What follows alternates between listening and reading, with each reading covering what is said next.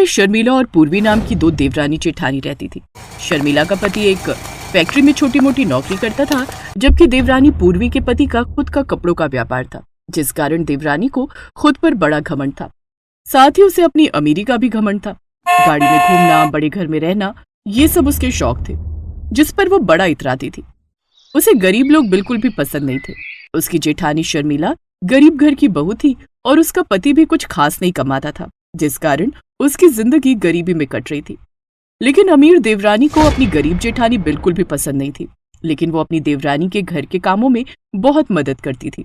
एक रोज उसकी गरीब जेठानी अपने घर के आंगन में झाड़ू लगा रही थी कि तभी जानबूझकर उसकी देवरानी अपने बड़े से घर से बाहर आती है। ओ गॉड, मेरा सर कितना दुख रहा है। अरे क्या हुआ पूर्वी, तुम ठीक तो हो ना? पता नहीं, सुबह से सर बहुत दर्द कर रहा है। देखो ना जेठानी जी, अभी तक घर के सभी काम ज्यों के त्यों ही पड़े। सोचा था उनके ऑफिस जाने के बाद कर लूंगी, लेकिन तब तक सर में दर्द ही शुरू हो गया। अच्छा, ज्यादा दर्द हो रहा है क्या? कोई बात नहीं, तुम रुको, मैं अभी तुम्हारा सर दबा देती हूँ, उसके बाद घर के काम भी फटाफट निपटा दूंगी। ओह थैंक यू जेठानी जी। शर्मिला अपने घर के काम बीच में छोड़कर अपनी देवरानी के सर की मालिश करने लगती है, जिसके बाद वो उसके सारे घर का कामकाज भी कर देती है। अब थोड़ा सर ठीक हुआ। अच्छा जेठानी जी, फ्रिज में कल की सब्जी बची है तो ले जाओ, आपके काम आएगी। अब हमारे यहाँ तो कोई बासी खाना खाता नहीं है। जेठानी ने फ्रिज में से बासी सब्जी ली और घर आ गई। फिर अपने घर के सारे काम निपटाए, जिसके बाद उसने रोटी लगाई और अपने पति और बच्चों को वो बासी सब्जी के साथ परोस दी। ऐसे दोनों की जिंदगी कट रही थी। अमीर देवरानी जहाँ पैसे खर्च करते वक्त ज्यादा नहीं सोचती, वहीं गरीब जेठानी को अपनी गरीबी के चलते बड़ा सोच समझकर खर्च करना पड़ता। ऐसे कुछ दिन बीत जाते हैं और नवरात्रि का त्योहार पास था। नवरात्रि से पहले देवरानी अपनी जेठानी से, कल से नवरात्रि शुरू होने वाले हैं, चलो चलकर थोड़ी खरीदारी कर लेते हैं। देवरानी अपनी जेठानी को साथ ले जाती है ताकि वो उसका सामान का थैला पकड़ सके। भैया ये फिनाइल की बोतल पैक कर दो, क्या प्राइस है? जी 200 रुपए। अच्छा ठीक है, दे दो। जेठानी जी आप भी खरीद लीजिए, नवरात्रों में जितना अच्छे से घर को सजा कर रखेंगी तो माँ दुर्गा खुश हो जाएंगी। वो क्या है ना, माँ दुर्गा को साफ घर बड़ा अच्छा लगता है। नहीं देवरानी जी, मैं तो मिट्टी और गोबर से ही घर को लीप लूंगी, वैसे भी मेरा घर तो कच्चा है। छी गोबर। खैर चलो अब फूल माला की दुकान पर चलते हैं। वो दोनों अगली दुकान पर चली जाती हैं। ये वाली माला कितनी सुंदर है, इसे पैक कर दो। जेठानी जी अब ये तो ले लो। लेकिन देवरानी जी ये तो आर्टिफिशियल माला है, मैं माँ दुर्गा को असली फूलों की माला चढ़ाती हूँ। उफ, रोज रोज इतनी मेहनत कौन करे, उससे अच्छी तो ये आर्टिफिशियल माला होती है। एक बार माँ की मूर्ति को पहना दो, फिर 9 दिन तक बदलने का झंझट ही नहीं। भैया आप मेरे लिए तो यही पैक कर दो। आपको कुछ नहीं चाहिए जेठानी जी? मुझे माँ की मूर्ति लेनी है, वो सामने है, वहीं चलते हैं। आप जानती हैं मैंने तो इस बार माँ दुर्गा की नई बहुत बड़ी मूर्ति बनवाई है, पूरे 50,000 की। कुछ देर बाद वो दोनों उस मूर्ति वाले के पास चली जाती हैं, लेकिन वो इतने महंगे दाम बताता है कि शर्मिला दाम सुनकर ही इनकार कर देती है। फिर घर आकर चालाक देवरानी अपनी अमीर जेठानी से अपने घर के मंदिर की साफ सफाई करवा लेती है। लौटते वक्त उसे लाल रंग की मिट्टी दिखती है। ये मिट्टी माँ की प्रतिमा बनाने के काम आएगी। जेठानी वो लाल मिट्टी लेकर घर आ जाती है। अगले दिन देवरानी किसी काम से जेठानी के घर आती है। जेठानी जी ये खाना मैं फेंकने जा रही थी, सोचा तुम लोग के काम आ जाएगा। छी छी छी, ये गंदी बदबू कहाँ से आ रही है? ओह गॉड, तुम इतनी बदबू में कैसे रह लेती हो? वो नवरात्रे आने वाले हैं ना, इसलिए मैंने गोबर और मिट्टी से घर की लिपाई की है। उफ, मुझसे तो 1 सेकंड भी नहीं रुका जाएगा। और जब मुझसे ही नहीं रुका जा रहा तो तुम्हें क्या लगता है देवी माँ इस मिट्टी गोबर वाले घर में आएंगी? अरे माँ दुर्गा तो हम अमीरों के घर में आती हैं, जहाँ पर फर्श पर फिनाइल का पोछा और घर में इत्र की महक होती है, तभी तो हम अमीरों के पास और पैसा आता है।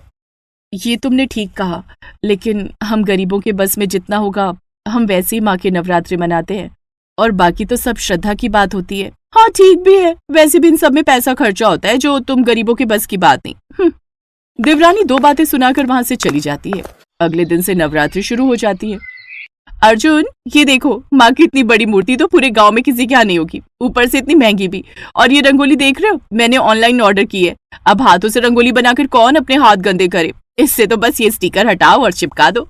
अब मैं इनको आर्टिफिशियल माला चढ़ा देती हूँ। पता है ये माला भी पूरे 1000 रुपए की है। हाँ वो तो इसकी खूबसूरती देखकर ही कीमत का पता चल रहा है। अच्छा तुमने मेरा टिफिन तो पैक कर दिया ना, तुम्हारा तो व्रत होगा। व्रत? और मेरा? तुम जानते हो ना करवा चौथ का व्रत रखने में तो मेरी हालत खराब हो जाती है, फिर मुझसे नहीं होते ये सब व्रत। हमसे तो पिज्जा बर्गर ये सब खाए बिना रहा ही नहीं जाता। ना बाबा ना, ये सब व्रत ना, उन गरीब जेठानी को ही सूट करते, मुझे नहीं। अर्जुन काम पर चला जाता है और अब पूर्वी आराम से बैठकर टीवी देखती है। उधर शर्मिला ने सारी रात जागकर माँ के लिए लाल चुनरी और फूलमाला तैयार की थी। फिर सुबह उठकर उसने सारे घर की साफ सफाई की और भीगे हुए चावल को पीसकर उसकी रंगोली बनाई। फिर नहाने के बाद लाल मिट्टी की प्रतिमा बनाकर उसके सूखने के बाद उनकी स्थापना करके पूजा करने लगी। जय माँ दुर्गे, मैया जय माँ दुर्गे। हे माँ, इस गरीब पर अपनी कृपा बनाए रखना। तुम तो जानती हो तुम्हारी इस भक्त के पास तुम्हें भोग लगाने के लिए पैसे नहीं है। ये थोड़ी सी चीनी है, इसी को भोग स्वरूप स्वीकार करो। इसके बाद जेठानी भूखी प्यासी रहकर 9 दिन के व्रत रखती है, जबकि अमीर देवरानी तो कभी अपने लिए पिज्जा ऑर्डर करती तो कभी बर्गर। एक दिन, जेठानी जी, आज मैंने अपने यहाँ कीर्तन रखा है, आप समय से आ जाना। गांव की सभी औरतें आएंगी, उनके लिए चाय नाश्ते का इंतजाम भी तो करना है। कीर्तन? ये तो बड़ी खुशी की बात है। माँ के कीर्तन में मैं जरूर आऊंगी। अच्छा लगा कि तुम कीर्तन करवा रही हो। अरे नहीं, मुझे तो ये सब शोर शराबा पसंद भी नहीं। वो तो बस मेरी सभी फ्रेंड्स सोशल मीडिया पर अपने अपने घर पर कीर्तन करवाने की पोस्ट डाल रही है, इसलिए मैंने भी रखवा लिया। इसलिए पहले ही कह देती हूँ, मैं कुछ काम नहीं करूंगी। मैं तो बस आराम से तैयार होकर अपना वीडियो बनवाऊं। ऐसे ही कीर्तन वाला समय भी आ जाता है। जेठानी सबकी खूब आवभगत करती है, साथ ही माँ के कीर्तन में खूब भजन भी करती है, जबकि जेठानी को तो वीडियो बनाने से फुर्सत नहीं मिलती। ऐसे ही कन्या पूजन का दिन आता है और दोनों बहुएं कन्या पूजन की तैयारी करती हैं। अमीर बहू अपने घर में 9 कन्या बिठाती है। ए गरीब लड़की, वहाँ इतने महंगे कालीन पर कहाँ बैठ रही हो? चलो जमीन पर बैठो, बेकार में मेरा महंगा कालीन गंदा करोगी। वो सभी उदास होकर जमीन पर बैठ जाती हैं, जिसके बाद वो उन सबको प्लेट में चॉकलेट, बिस्किट का पैकेट और पेस्ट्री खाने को देती है। ये सब क्या है? हमें तो हलवा पूरी खाना था। तुम गरीबों को ये सब मिल रहा है, शुक्र मनाओ, नहीं तो पूरी उम्र ऐसी चीजें खाने के लिए तरसती रहती, समझी? और वैसे भी बेकार में चूल्हे के पास खड़े होने का कोई शौक नहीं है मुझे। अब ये सब पकड़ो और निकलो यहाँ से। वो सभी उदास होकर वहां से चली जाती हैं। गरीब जेठानी के घर से बड़ी अच्छी हलवे की खुशबू आ रही थी। वो सब उसके घर चली गई, जहाँ गरीब जेठानी ने उन सभी कन्याओं के पैर धुलवाकर, उनके पैर छूकर उनका आदर सत्कार किया और फिर खाने को हलवा दिया। माफ करना, लेकिन मेरे पास पूरी और छोले बनाने के पैसे नहीं थे। थोड़े से पैसे थे, उनसे सूजी का हलवा बना दिया। वो सभी कन्याएं खुश होकर उसे ढेर सारा आशीर्वाद देकर चली गईं। कुछ दिन बाद देवर की दुकान में आग लग गई और उसका सारा कपड़ों का व्यापार डूब गया। तो वहीं गरीब जेठानी के पति की लॉटरी लग गई और वो रातों रात फर्श से अर्श पर आ गए और अमीर देवरानी का घमंड चकनाचूर हो गया। वो अब गरीब हो गई, लेकिन जेठानी ने उसका हाथ नहीं छोड़ा और उसे अपने साथ ही रख लिया। अब देवरानी को अपनी गलती का एहसास हुआ और अब वो भी पूरी श्रद्धा से माँ दुर्गा के नवरात्रि करती और सभी नवरात्रि की व्रत रखकर कन्या पूजन करती।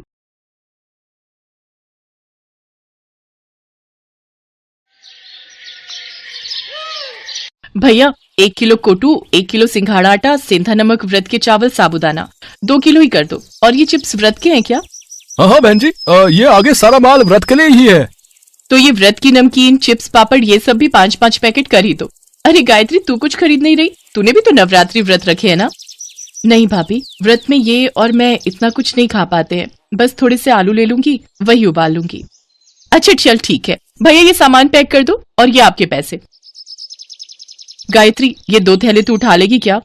हाँ हाँ भाभी, लाओ ये सामान मुझे पकड़ा दो।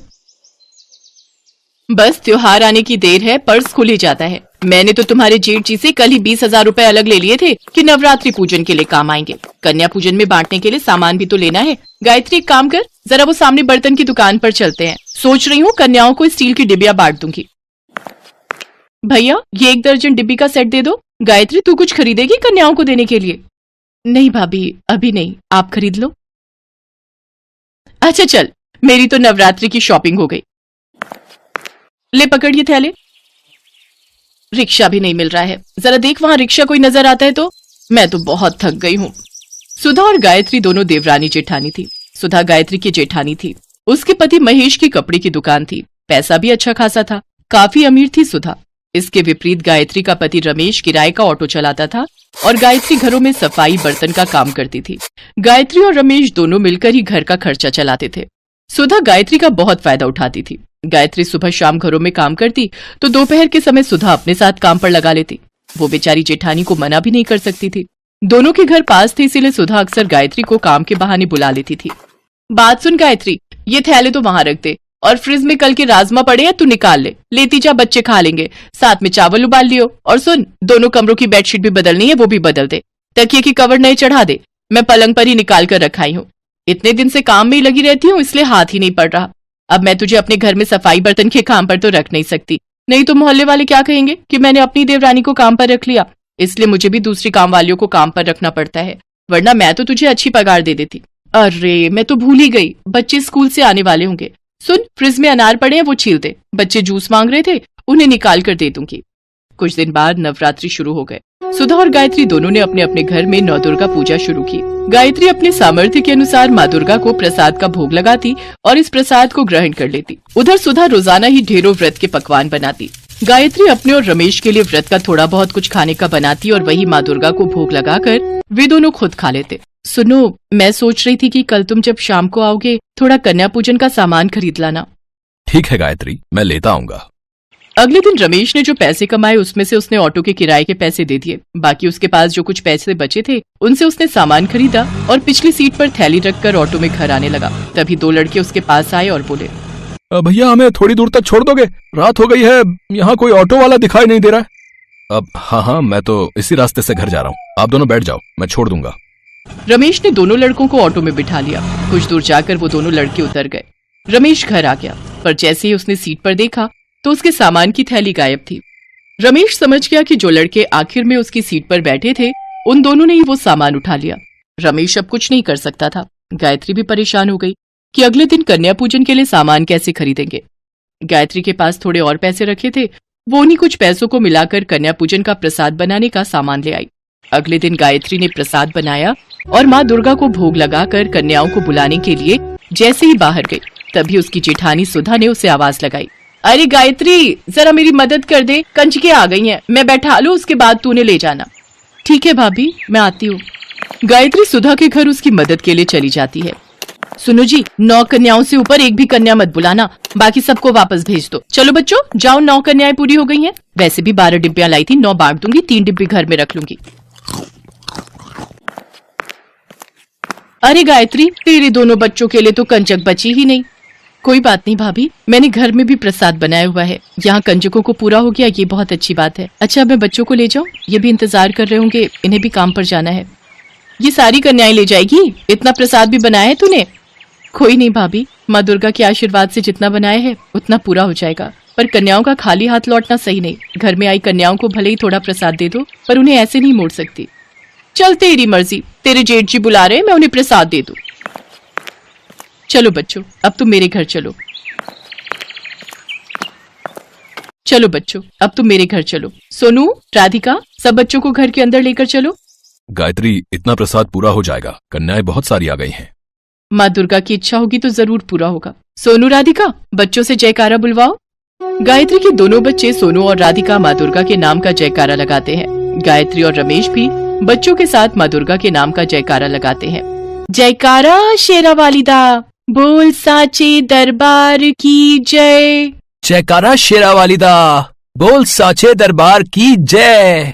गायत्री माँ दुर्गा का नाम लेकर घर में आई सभी कंजकों के लिए प्रसाद निकालने लगती है। तभी कुछ साधु संत भी द्वार पर आ जाते हैं।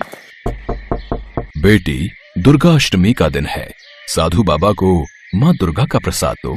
अब गायत्री, द्वार पर साधु संत महात्मा आए हैं, कन्याओं के लिए भी प्रसाद निकालना है, अब सब कैसे होगा? हे दुर्गा माँ, आप तो अंतर्यामी हो, मैं आपका नाम लेकर प्रसाद सब में बांट रही हूँ, मेरे प्रसाद में बरकत देना। जय दुर्गा मैया। गायत्री की प्रार्थना माँ दुर्गा तक पहुँचती है और माँ दुर्गा अपने चमत्कार से गायत्री के द्वारा दुर्गा अष्टमी के लिए बनाए गए प्रसाद में बढ़ोतरी करने लगी। इधर गायत्री बर्तन में से हलवा पूड़ी चने निकालती तो उधर माँ दुर्गा अपने चमत्कार से बर्तनों को फिर से भर देती। गायत्री मन ही मन बहुत खुश थी। खूब अच्छे से गायत्री और महेश ने कन्या पूजन किया, साथ ही सब साधु संतों ने भी भरपेट प्रसाद खाया।